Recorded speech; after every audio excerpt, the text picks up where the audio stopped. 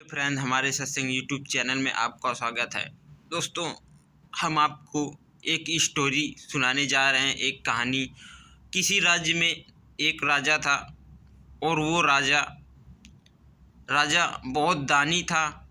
उस राजा के राज्य में एक महात्मा आए और महात्मा उस राजा से बोलते हैं कि राजन, मुझे कुछ दिन के लिए ठहरने के लिए जगह चाहिए। तो राजा बोलते हैं कि महात्मा जी, हमारे बड़े भाग्य हैं कि आप हमारे यहाँ पर पधारे हैं और आइए, ठहरिए, ये आप ही का सब है और जितने दिन आपका मन हो उतने दिन आप यहाँ पर रहिए और किसी भी चीज़ की चिंता मत करिए, बेफिक्र रहिए। हम और हमारे सारे सैनिक आपकी सेवा में सदैव हाजिर रहेंगे। तो राजा बहुत उदास रहता था। तो राजा की उदासी का कारण महात्मा समझते थे कि राजा क्यों उदास रहता था। तो महात्मा एक महीने बाद जब घर जाने लगे, वहाँ से राजा के राज्य से जाने के लिए बोले, तो महात्मा राजा साहब बोलते हैं कि महात्मा जी, आप हमारे यहाँ इतने समय तक रुके हो और हमको बहुत खुशी हुई है, क्योंकि हमारे बड़े सौभाग्य थे जो आपकी इतने दिन सेवा करने का हमें अवसर मिला। और महात्मा भी राजा के बातों से बहुत बहुत खुश थे, क्योंकि महात्मा की सेवा बहुत अच्छी होती थी और राजा भी महात्मा की सेवा करता और जो सैनिक थे राजा के, वो भी महात्मा की सेवा बहुत करते। लेकिन राजा साहब के चेहरे में उदासी बनी रहती और महात्मा बोले कि राजन, तुम इतने उदास रहते हो और हम तुम्हारी उदासी का कारण जानते हैं क्या है। तुम्हारे राज्य में पुत्र नहीं है, इसीलिए तुम हर समय उदास ही बने रहते हो। तो राजा बोला कि महाराज जी, आप बात सही कह रहे हैं, इसीलिए हम इतने उदास रहते हैं। महात्मा बोले कि राजन, तुम्हारे यहाँ एक पुत्र होगा और पुत्र की आयु 21 वर्ष होगी, लेकिन 21 वर्ष बाद उसकी मृत्यु हो जाएगी। उसकी जब शादी हो जाएगी तो उसके शादी होने के बाद 3 दिन तक जीवित रहेगा और तीसरे दिन उसकी मृत्यु हो जाएगी। राजा बड़े सोच में पड़ गया कि ऐसा क्यों होगा। जब 3 दिन तक जीवित रहना है तो उसके बाद मृत्यु क्यों हो जाएगी। तो फिर राजा साहब बोले कि ठीक है महात्मा, आपका जैसा आशीर्वाद दीजिए, कोई बात नहीं। तो काफ़ी दिन हो गए, राजा के यहाँ एक पुत्र की प्राप्त हुई और जब राजा के यहाँ एक पुत्र की प्राप्त हुई तो राजा साहब के खुशी का ठिकाना नहीं और उस महात्मा की बातों का कोई ध्यान नहीं। सारे लोग महात्मा की बातों को भूल गए, क्योंकि जब हमारे पास खुशी आती है तो हम सारे दुखों को भूल जाते हैं कि हमारे दुख थे और हमारे पास खुशी आ गई। तो इसीलिए खुशी के लिए हम सारे दुखों को भूल जाते हैं और जब खुशी चली जाती है तो हमारे दुख याद आने लगते हैं। तो इसीलिए तो कुछ समय बाद जब राजा का राजकुमार बड़ा हुआ, उसकी शादी हो गई। शादी होने के 3 दिन बाद उस राजकुमार की मृत्यु हो गई। जब राजकुमार की मृत्यु हो गई तो सारी प्रजा और राजा रानी सारे लोग काफ़ी उदास हो गए, क्योंकि महात्मा जी बोले थे कि इस राजकुमार, आपके बच्चे को राजकुमार के ठीक शादी होने के 3 दिन बाद उसकी मृत्यु हो जाएगी। तो राजा को वही बात याद आ गई, लेकिन महात्मा बता गए थे कि उसका अपने राजकुमार का अंतिम संस्कार नहीं करना, क्योंकि वो उसे जंगल में छोड़ आना और उसे उसका अंतिम संस्कार नहीं करना। तो वो राजा जब ख़त्म हो गया, मर गया, राजकुमार जब मर गया तो राजकुमार को पालकी में लेटा करके सारे सारे मंत्रियों से बोला कि इसे मेरे बच्चे को जंगल में छोड़ आओ। तो उसे बड़े सम्मान से उसे जंगल में छोड़ आए, वहीं लिटा दिया और वहाँ लिटा करके अपने अपने घर वापस आ गए। और वहाँ जब राजकुमार को वहाँ लिटा दिया तो वहाँ राक्षस रहते थे और राक्षसी। तो वो राक्षसी जब आते उसी राजकुमार के पास, तो राजकुमार के पैरों के पास एक छड़ी रहती थी। तो उस छड़ी को उठाते और छड़ी उठा करके उसके सर पर रखते तो वो राजकुमार जीवित हो जाता। किसी दिन ऐसे ही हर समय ऐसे ही रोज़ चलता रहा और एक दिन राजकुमार के यहाँ एक दिन राजकुमार के ऐसे ही एक भिखारी आया और राजकुमार के सर के पास एक चैन थी। तो वो चैन को उठा लिया और उठा करके वो भिखारी बहुत भूखा था, राजकुमारी के पास गया और राजकुमारी से बोलता है कि राजकुमारी, मुझे भूख बहुत ज़ोर से लगी है, मुझे भरपेट भोजन दो और मुझसे भोजन के बदले में ये चैन ले लो। तो राजकुमारी उस चैन को देखते ही जान गई कि ये चैन तो मेरे पति की है। तो उस राजकुमारी ने उस भिखारी से बोला कि ये तुमको चैन कहाँ से मिली है, क्योंकि वो चैन सोने की थी।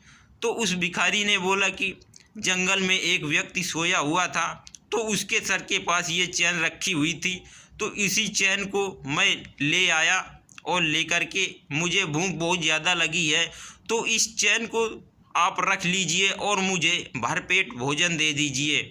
तो उस भिखारी से राजकुमारी बोलती है कि मैं तुम्हें भोजन भरपेट दूंगी, लेकिन तुम मुझे उसी जंगल में ले चलो जहाँ पर राजकुमार है। तो वो भिखारी कहने लगा कि नहीं, मैं जंगल में आपको नहीं ले चलूँगा, क्योंकि वहाँ राक्षस और राक्षसी रहते हैं, वो हम लोगों को खा जाएंगे।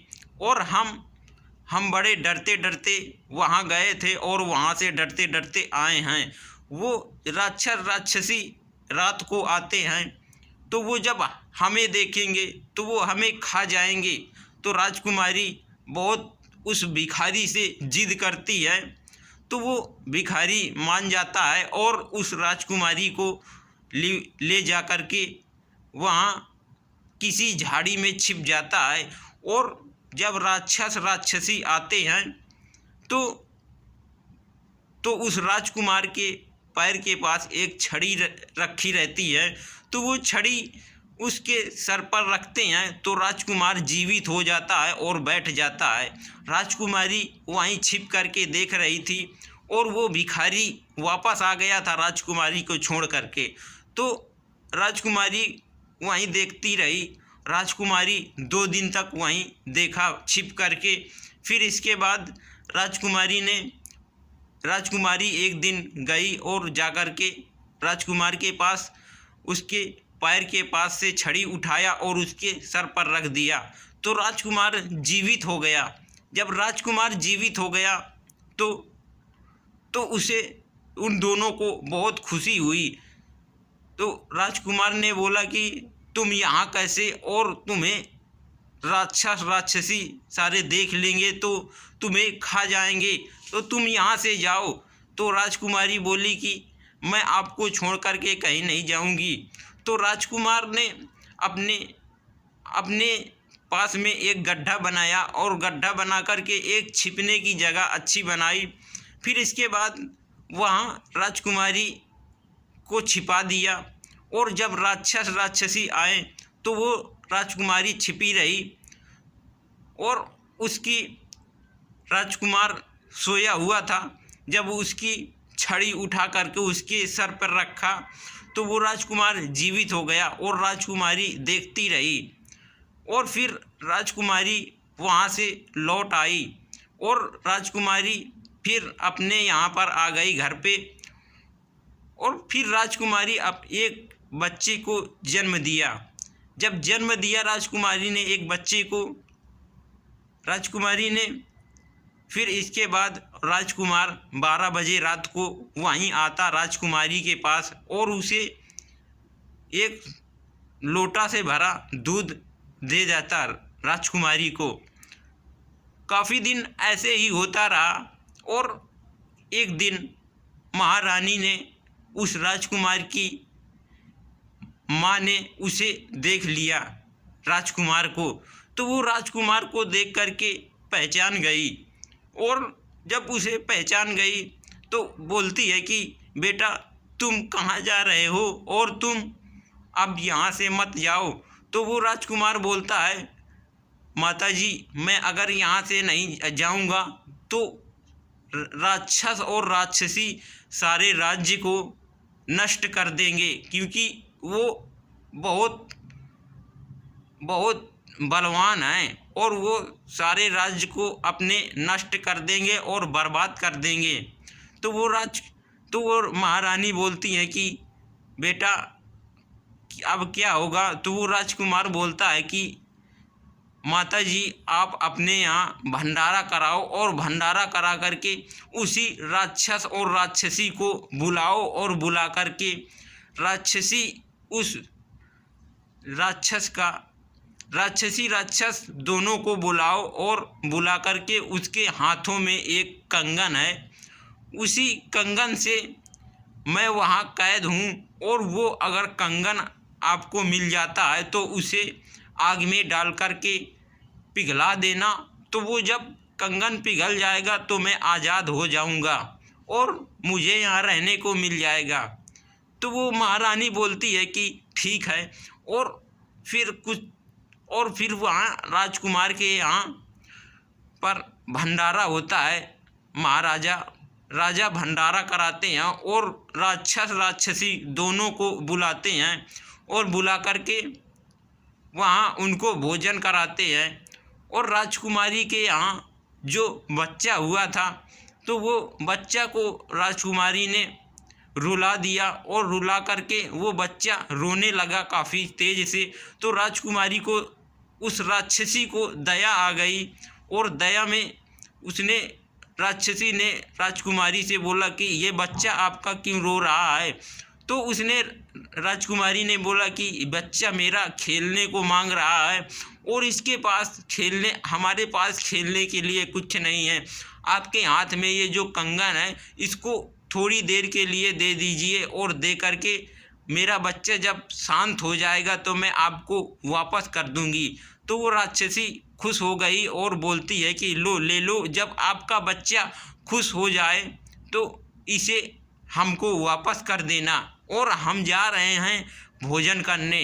जब भोजन करके वापस आ जाएंगे तो आपका बच्चा खुश हो जाएगा, खेलने लगेगा, तो ये कंगन मुझे दे देना। राजकुमारी ने बोला कि ठीक है आप मुझे कंगन दे दो। कंगन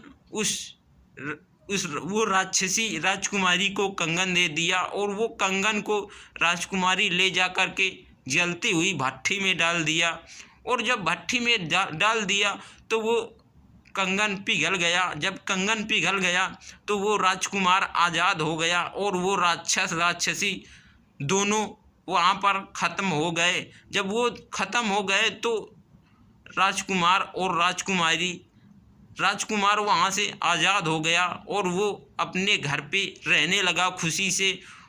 जब वो अपने घर पे रहने लगा सारे परिवार के साथ में खुशहाल से अपना जीवन सारे लोग व्यतीत करने लगे और महाराजा की सारी खुशियाँ फिर से वापस आ गईं, क्योंकि और वो जो महात्मा कह कर के गए थे तो वो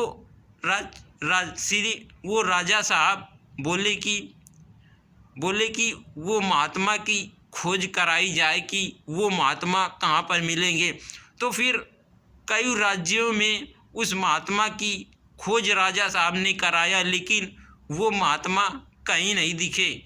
जब महात्मा नहीं दिखे तो राजा उदास हो गए कि महात्मा वो तो बहुत ही विद्वान थे, वो हमसे बोले थे यही सब करने के लिए, लेकिन मैंने अपने बच्चे की खुशी में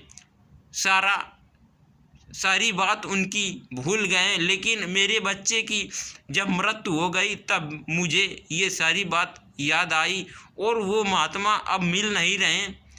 महात्मा काफ़ी विद्वान थे और वो पता नहीं कहाँ पर अब होंगे। वो किसी भी राज्य में दिख ही नहीं रहे। लगता है वो महात्मा के रूप में किसी भगवान ही थे कोई, तभी यहाँ पर किसी राज्य में दिख नहीं रहे। तो दोस्तों, अगर हम ऐसे ही हम आपके लिए स्टोरी लाएंगे और आपको सुनाएंगे।